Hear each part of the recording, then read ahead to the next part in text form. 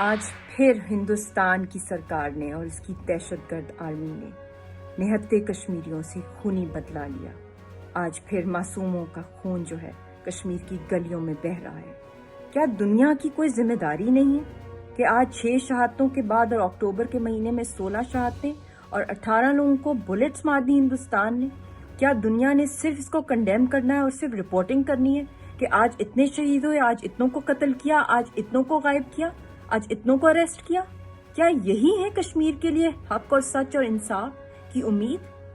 اور میں سی پی جے نے جو کنڈیم کیا ہے، نیو یارک کا جو ہے committee for the protection of journalist, جس نے کہا ہے کہ 5 جرنلسٹ جو کشمیری ہیں، دا کشمیر والا کے، دا کشمیر فرسٹ، کشمیر اوریجن، اور جو فری لانس رپورٹر اور کنٹریبیوٹر ہیں بی بی سی کے، اور جن کی لوکل ویب سائٹس ہیں اردو کے اندر، جو اپنی جو وہاں جو کچھ ظلم ہو رہا ہے وہ لکھتے ہیں، وہ دنیا تک پہنچاتے ہیں، کیا وہ پیغام بھی نہیں پہنچ سکے گا؟